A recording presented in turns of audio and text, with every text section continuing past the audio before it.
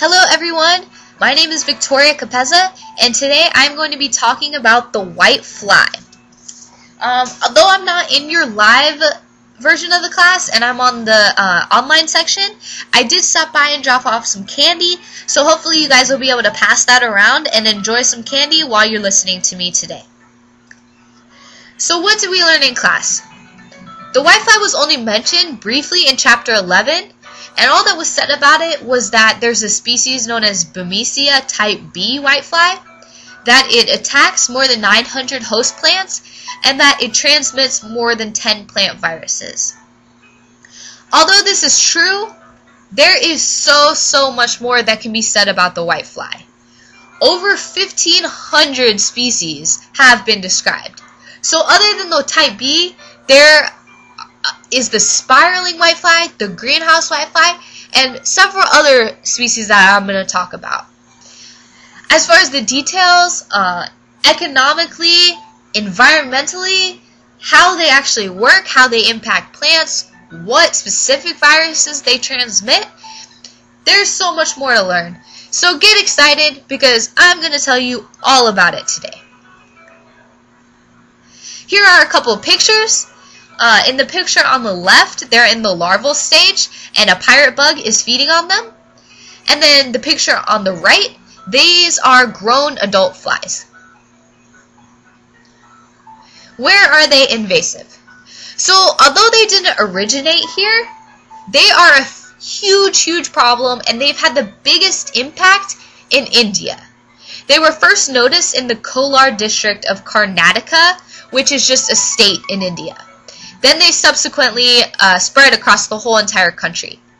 Alurodiscus dispersus, which is the spiraling whitefly, was introduced into India somewhat later. Although the whitefly was talked about in the chapter of our textbook pertaining to India, the whitefly is also found in the US and many other countries as well. There have been records of the whitefly in the U.S. since the early 1900s, as you can see by this article, which is written in 1908, and it was recognized as a common pest in the United States by the mid-1900s. As far as phylogeny goes, whiteflies are animals, they're arthropods, and they're insects. The order, suborder, superfamily, and family are a bit tricky to pronounce, so I'm not even going to attempt to. But here they are for your own information. As I said, there are over 1,500 species, so I'm just going to address a couple of them now.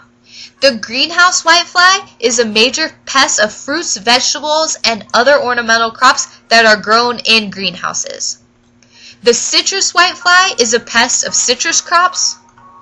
The silverleaf whitefly is a pest of agricultural and ornamental crops. Especially in the US, they are a pest of poinsettias. And then the cabbage whitefly is a pest of various brassica species, including cabbage, turnips, Brussels sprouts, and mustard plants. Here is a diagram of the life cycle of a silverleaf whitefly. As you can see, whiteflies exist as eggs for 10 days, go through 4 instar stages for a total of 17 days, are pupa for 3 days, and live as adults for 16 days. The total life cycle is 46 days, or about a month and a half. Specifics about whiteflies and how they work. So whiteflies feed by tapping into the phloem of plants, and they introduce toxic saliva, which decreases the plant's overall turgor pressure and makes the plants weak. Since whiteflies congregate in large numbers, susceptible plants can quickly be overwhelmed. There can be so many flies that just invade at once that the plants don't even know what to do, and they quickly end up dying. The honeydew whiteflies secrete, which is just the waste plants. It's not like the fruit honeydew. It's just what the waste products are called. It's a viscous liquid that contains high concentrations of various sugars, and this encourages further harm on the plants because mold can grow there. So in the bottom left picture, that's just showing you the structure of a plant and where the phloem is located. On the right, that is a leaf that is experiencing mold growth. Damage and impact. There are an incredible number of damage impacts that they have. They feed on and infest a variety of greenhouse ornamentals, like I said, poinsettias, citrus, and other crops. They cause direct damage, such as leaf curling. As I said, they decrease the turgor pressure, making plants limp and causing the leaves to curl. Feeding by nymphs or the larval stages can induce physiological disorders such as irregular ripening in tomatoes and silverleaf.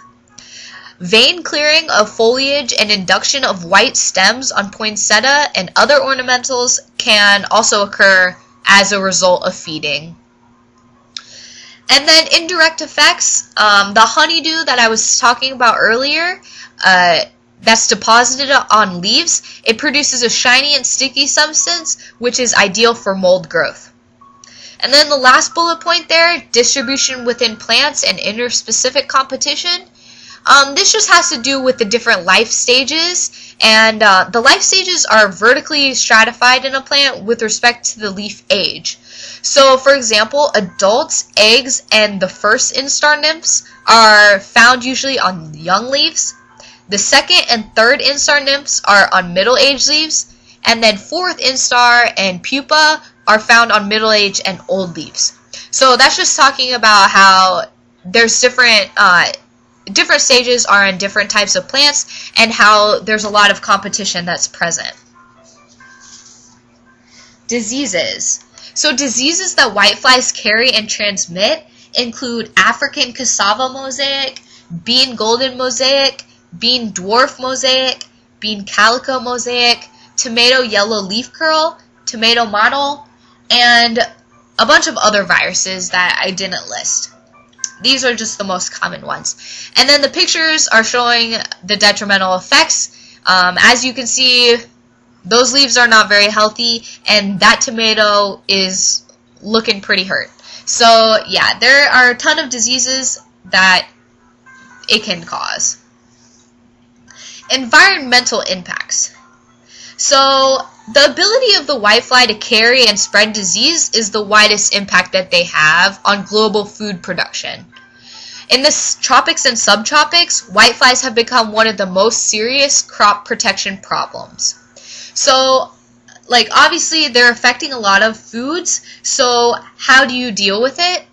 Pesticides. So more pesticides are being used to try to kill these whiteflies, which is obviously bad for the environment, because we know that when pesticides are used, it not only can create air pollution, it can cause soil pollution, it can cause water pollution indirectly by runoff and them getting into our water sources.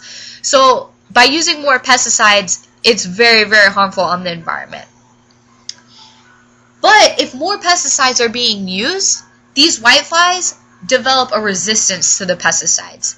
So it's really, really hard because the whiteflies are gaining resistance rapidly to these chemicals, and there's not much that the pesticides are even doing anymore. Tomato leaf curl, I mentioned it earlier. This is one of the most detrimental viral diseases that's transmitted by the whitefly. It was seen in Florida in 1997, and although the whitefly transmits over 60 other diseases, this is probably the worst, and it's really extremely common in India and in the United States. So how can the whitefly be controlled? Of course, pesticides, as I said, are being used, but there's also a problem because of the resistance. So predators and parasitoids, which are basically just parasites, are also being used. This is a green lacewing, which is a predator that's being used. Green lacewing larvae have a really big appetite, so they'll attack whiteflies as well as other pests too.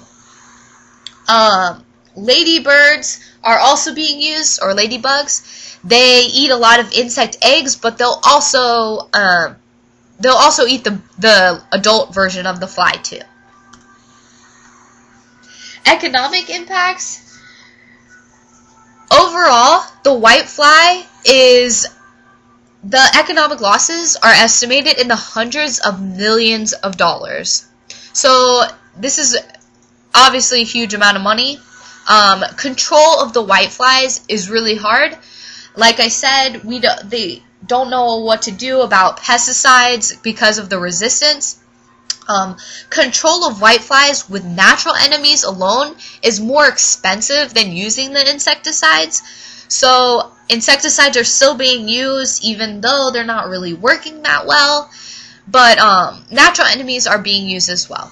So other than controlling them and the crop production loss that is being used, there are a ton of economic impacts. So, and this isn't even being seen just in India. It's being seen in the US, in any country that the whitefly is having an impact on. So here are my sources. Thank you guys so much for listening to me today. I hope it wasn't too boring, and I hope you enjoyed your candy, and I hope you have an excellent day, and thank you so much.